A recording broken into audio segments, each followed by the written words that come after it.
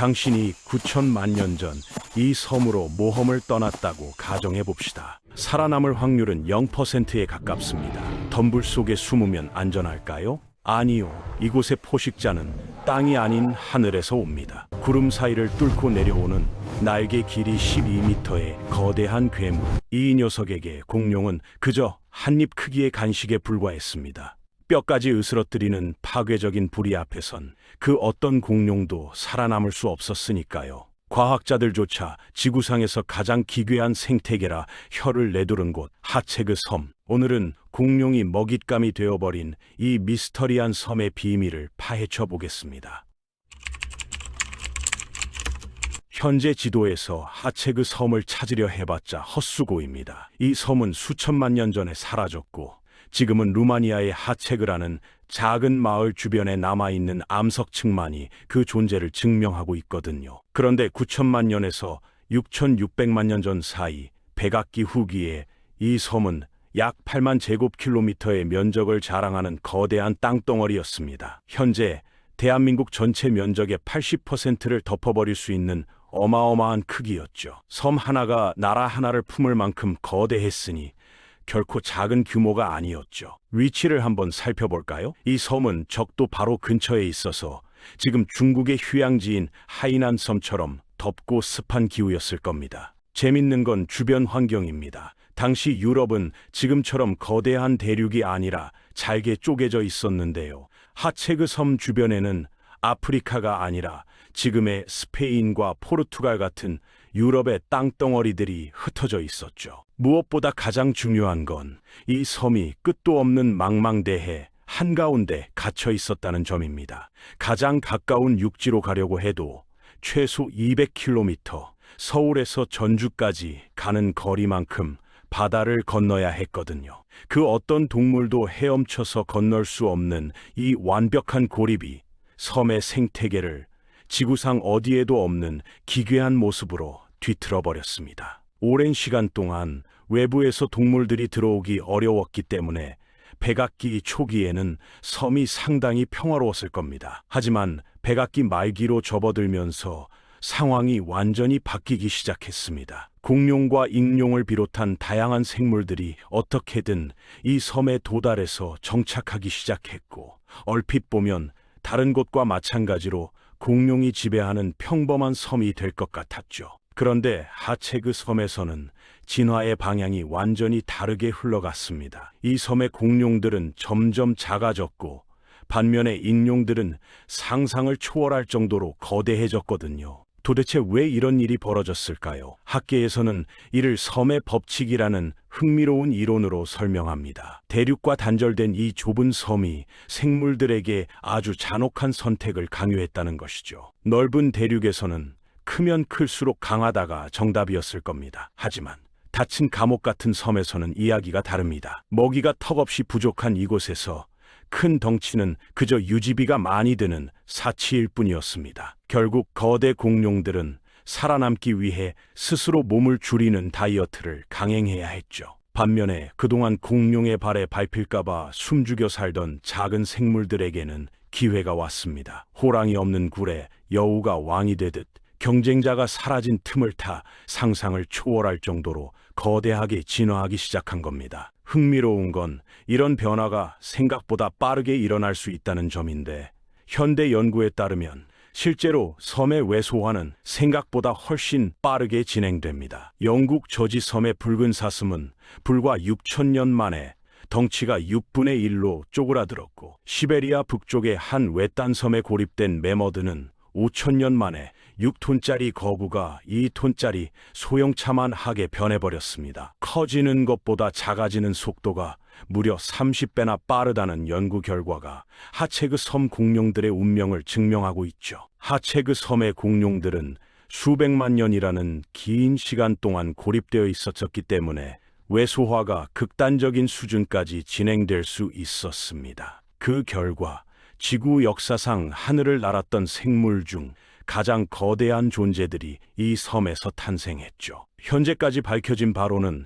하체그 섬을 지배했던 거대 익룡은 세 종류였는데, 모두 아주 다르코과에 속합니다. 쉽게 말해 공포의 거대 황새라고 보시면 됩니다. 보통 익룡하면 바다 위를 날며 물고기를 잡는 모습을 떠올리시죠? 하지만 이 녀석들은 달랐습니다. 튼튼한 팔다리로 지상에 내려와 성큼성큼 걸어다니며 사냥감을 찾았거든요. 긴 목과 거대한 부리로 풀숲에 숨은 공룡을 콕 집어 삼키는 육지 생물들에게는 저승사자나 다름없는 존재였습니다. 이 섬의 하늘을 지배했던 용들은 크게 세 등급으로 나뉩니다. 레벨 1, 가장 작은 녀석인 에우라즈 다르코입니다. 작다고 무시하면 안 됩니다. 날개 길이만 3m. 지금 지구상에서 가장 큰 새인 알바트로스와 맞먹는 덩치니까요. 다행히 이 녀석은 작은 파충류나 개구리 정도를 잡아먹는 수준이라 공룡들에겐 큰 위협이 아니었습니다. 하지만 레벨 2 알바드라코부터는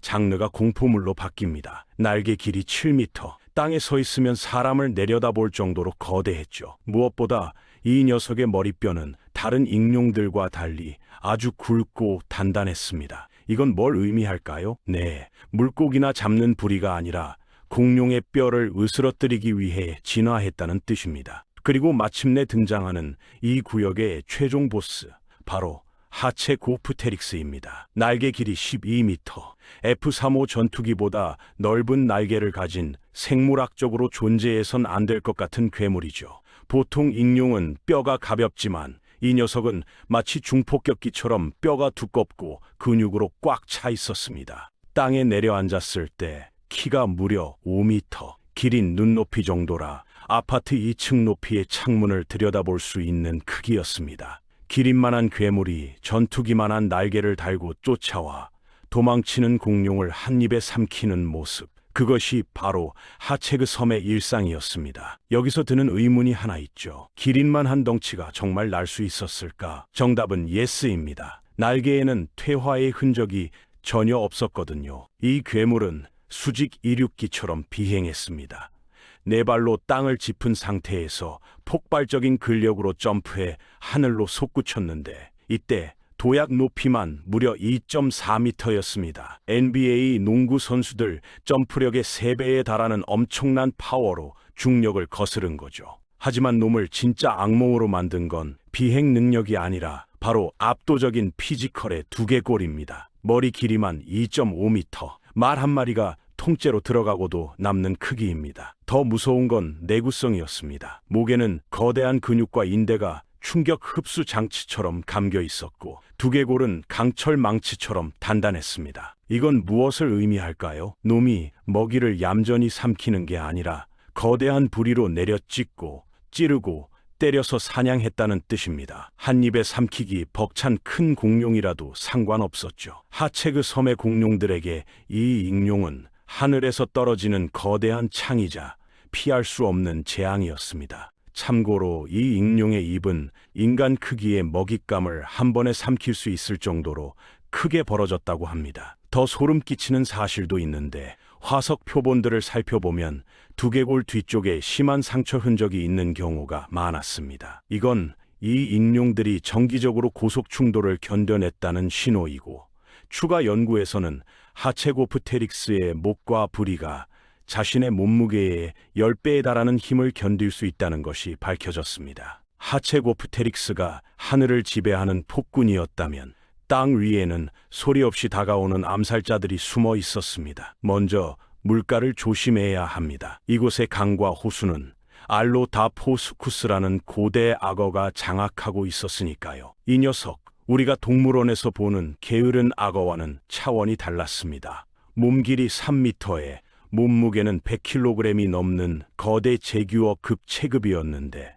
결정적으로 다리가 길었습니다. 이게 무슨 뜻일까요? 배를 땅에 끌며 엉금엉금 기어다니는 게 아니라 네 다리로 몸을 일으켜 세우고 육지 깊숙한 곳까지 뛰어와 사냥을 했다는 뜻입니다. 물속으로 도망치면 안전할 줄 알았던 공룡들에게 숲속까지 쫓아오는 이 악어는 그야말로 공포 그 자체였을 겁니다. 숲으로 들어가면 더 기이한 녀석이 기다리고 있습니다. 바로 발라우르입니다. 덩치는 벨로시랩터 정도로 작았지만 풍기는 아우라가 완전히 달랐습니다. 랩터가 날렵한 육상 선수라면 이 녀석은 온몸이 근육으로 꽉 찬 헤비급 레슬러나 헬스 트레이너 같았거든요. 무엇보다 녀석의 진짜 필살기는 발에 있습니다. 보통의 랩터는 갈고리 발톱이 하나죠. 하지만 이 녀석은 엄지발가락까지 무기로 진화해 발 하나에 거대한 갈고리 발톱을 2개씩이나 장착하고 있었습니다. 학자들은 이 근육질 공룡이 기습적으로 튀어나와 쌍발톱을 갈고리처럼 먹잇감의 살에 박아 넣고 매달리는 방식으로 자신보다 훨씬 큰 사냥감을 쓰러뜨렸을 거라 보고 있습니다. 백악기의 킥복서이자 한번 물면 놓지 않는 사냥개였던 셈이죠. 물론 반전도 있습니다. 아직 녀석의 머리뼈가 발견되지 않아서 이 무시무시한 발톱으로 고기를 썰었는지 아니면 질긴 식물을 뜯었는지는 여전히 미스터리로 남아 있습니다. 과연 녀석은 잔혹한 킬러였을까요? 아니면 그저 중무장한 채식주의자였을까요? 자, 이제 이 섬의 진짜 미스터리를 볼 차례입니다. 육지의 주인인 공룡들은 이 섬의 저주, 즉 외소화를 정통으로 맞았습니다.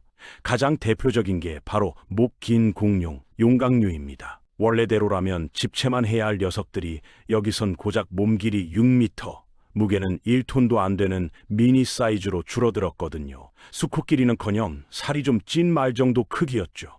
역사상 가장 귀여운 용각류였을 겁니다. 하지만 얕보면 안 됩니다. 비록 덩치는 작아졌지만 생존 본능은 남달랐으니까요. 녀석들은 온몸에 피골이라 불리는 뼈 갑옷을 두르고 있었습니다. 덕분에 다 자란 성체는 그 어떤 포식자도 쉽게 건드릴 수 없는 작은 탱크 같았을 겁니다. 하지만 운이 나쁜 녀석들도 있었습니다. 섬에서 가장 흔했던 하드로사우루스류 공룡들은 갑옷도 없는데 덩치까지 작아졌거든요. 길이 5m에 무게 500kg. 이 애매한 크기는 하늘의 제왕 하체고프테릭스에게 딱 좋은 먹잇감이었습니다. 슬프게도 녀석들은 이 섬에 걸어다니는 간식 취급을 받았죠. 그런데 여기서 정말 재밌는 반전이 일어납니다. 모두가 작아질 때 청개구리처럼 혼자 거대해진 놈이 있었거든요. 공룡이 아니라 가르간투아비스라는 원시새입니다. 키는 성인 남성만 했고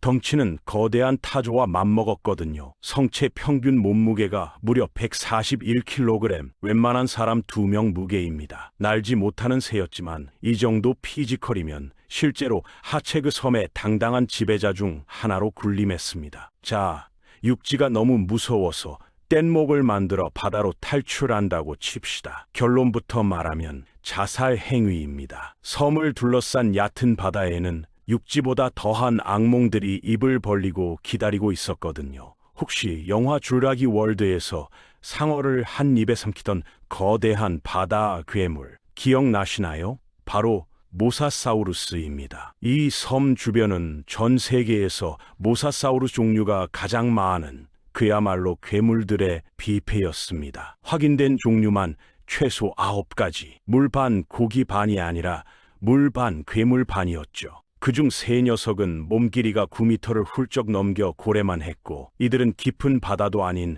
얕은 해안가를 어슬렁거렸습니다. 헤엄칠 필요도 없이 발만 담가도 마주칠 수 있다는 얘기죠. 설상가상으로 초고속 상어들까지 합세했습니다. 시속 70km 고속도로를 달리는 차만큼 빠른 속도로 헤엄치며 방심한 먹잇감을 덮쳤습니다. 지금의 백상아리보다 더 크고 빠른 놈들이 득실거리는 바다, 과연 건널 수 있을까요? 결국 상황을 요약하면 이렇습니다. 뒤를 돌아보면 하늘을 가리는 거대 익룡과 암살자 공룡들이 당신을 노리고 있고 살기 위해 앞으로 나아가려니 바닷속 괴물들이 입을 벌리고 기다리는 형국입니다. 섬에 남으면 공룡밥, 바다로 나가면 물고기 밥이 되는 그야말로 완벽한 체크메이트 상황이죠. 하지만 재앙은 여기서 끝이 아니었습니다. 엎친 데 덮친 격으로 자연조차 생존자의 편이 아니었거든요. 이 지역은 지질학적으로도 매우 불안정해서 수시로 화산이 폭발했습니다. 대낮에도 시커먼 연기가 해를 가려 어두컴컴했고 뜨거운 화산재가 마치 눈처럼 펑펑 쏟아져 내려 숨을 쉬는 것조차 고통스러웠을 겁니다. 도망칠 곳 없는 고립된 섬, 득실거리는 괴물들, 그리고 불을 뿜는 산까지. 하체그 섬은 생물학적 지옥인 동시에 지질학적 재앙이었던 그야말로 신이 버린 땅이었습니다. 그럼에도 불구하고 운명은 이 섬의 마지막 자비조차 허락하지 않았습니다. 이 모든 공포도 6,600만 년 전 운명의 그날에 비하면 아무것도 아니었거든요. 지구의 지배자였던 공룡시대를 끝장낸 소행성 충돌, 그 우주적 재앙이 닥쳤을 때 하체그 섬은 불행하게도 가장 처참한 최후를 맞이한 장소 중 하나였습니다. 충돌의 여파로 발생한 높이 9m, 아파트 3층 높이의 거대한 쓰나미가 섬을 통째로 집어삼켰거든요. 섬의 생명체들은 도망칠 새도 없이 거대한 물의 장벽에 휩쓸려 사라졌습니다. 살아남은 자들에게는 더 끔찍한 지옥이 기다리고 있었습니다. 충돌로 인해 지구의 온도가 급격히 치솟자 섬의 메마른 숲은 순식간에 거대한 화약고로 변해버렸습니다. 걷잡을 수 없는 산불이 섬 전체를 뒤덮으며 모든 것을 태워버렸죠. 바다에서는 해일이 덮치고 육지에서는 불길이 치솟는 아비규환, 물과 불의 합작 공격은 이 미스터리한 섬과 기괴한 주민들을 지구상에서 완전히 그리고 영원히 지워버렸습니다. 오늘 우리는 9천만 년 전 유럽의 외딴 섬 하체그로 시간 여행을 다녀왔습니다. 그곳은 공룡이 작아지고 익룡이 거대해지는 우리가 아는 상식이 뒤집힌 기묘한 실험실이었습니다. 비록 소행성 충돌로 인해 섬은 한 줌의 재와 화석으로 변해버렸지만 루마니아의 암석층 속에 남겨진 그들의 이야기는 여전히 우리에게 경이로움을 전해주고 있습니다. 고립된 환경이 만들어낸 진화의 괴물들, 그리고 그들을 덮친 비극적인 최후. 어쩌면 하체그 섬은 지구 역사상 가장 드라마틱했던 생명의 한 페이지가 아닐까요?